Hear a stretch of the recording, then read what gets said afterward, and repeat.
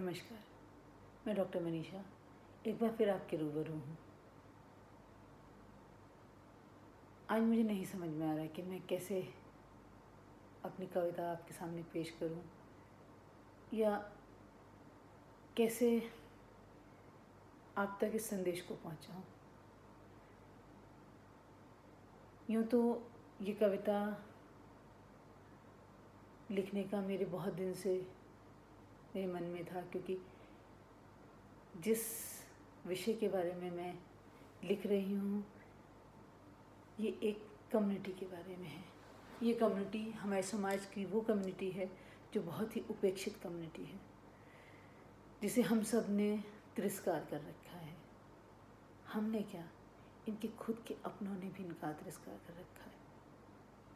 समझ ही गए होंगे कि किसके बारे में बात कर रही हूँ। मैं बात कर रही हूँ ट्रांसजेंडर कम्युनिटी की, यानी कि हिजड़ा। आज जब चौराहे पे मैं निकली और एक हिजड़े से मिली तो मुझे उसे रोता देख के बहुत तकलीफ़ हुई, मन बहुत दुखी हुआ। घर आकर के उस भावना को मैंने कागज़ पे उतारा तो शब्दों के माध्यम से जो रूप बना वो इस कविता के माध्यम से मैं आपको पेश कर रही हूँ। हो सकता है कि कुछ भाव आपको बहुत ज़्यादा लगें, हो सकता है कि मेरी इस कविता में जो मर्म है वो आप तक पहुँच जाए, जो बात मैं आपसे कहना चाहती हूँ वो आपके दिल को छू जाए। तो प्लीज़ एक बार मुझे बताइएगा ज़रूर कि आपको क्या लगा।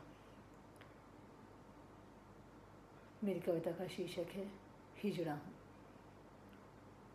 हाँ, हिजड़ा हूँ मैं। तुम सिर्फ जिस्म से आंकते हो, अगर औरत है तो कोमलता मापते हो। जो हो मर्द तो ताकत नापते हो, जो हो मर्द तो ताकत नापते हो, जो ये दोनों नहीं तो छक्का पुकारते हो।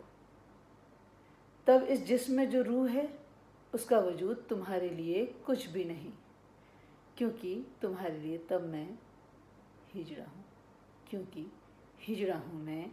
हाँ, हिजड़ा हूँ मैं। पर एक बात कहूँ तुमसे, ये जिस्म मैंने नहीं चुना। वो जिसे तुम खुदा कहते हो ना, उसने दिया। इस जिस्म में जो रूह है वो भी तुम्हारी तरह मोहब्बत की मुरीद है। जब तुम ताली मार मेरा मजाक उड़ाते हो तो दर्द मुझे भी होता है, रूह मेरी भी रोती है। पर मैं क्या कर सकता हूँ, या यूँ कहूँ सकती हूँ, क्योंकि हिजड़ा हूँ मैं। हाँ, हिजड़ा हूँ मैं। मुझे तो मेरे माँ बाप ने भी छोड़ दिया, बगैर सोचे कि मैं उन्हीं का लहू हूँ। मैं भी चाहता था कि मैं उनके जैसा बनूँ।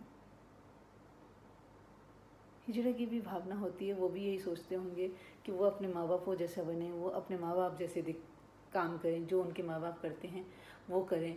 तो पर उनके माँ बाप भी उनको छोड़ देते हैं। जबकि बाप का तो समझ में आता है, माँ क्यों छोड़ देती है मुझे आज तक नहीं समझ में आया।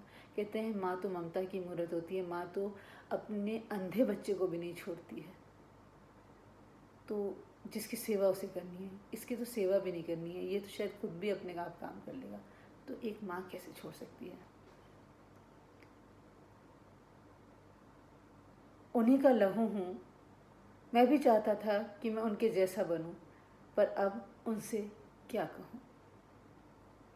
बेचारा इतना विवश है कि वो उनसे भी कुछ नहीं कह सकता। पर अब उनसे क्या कहूँ, क्योंकि हिजड़ा हूँ मैं। हाँ, हिजड़ा हूँ मैं। पर तुम बड़े खुदगर्ज हो। जब तुम्हारे आंगन में खुशियाँ आती हैं तो मैं तुम्हें बहुत भाती हूँ, क्योंकि तुम्हारी बलाएं लेता हूँ। तब दिल खोल कर प्यार लुटाते हो, उसके बाद मुझसे पीछा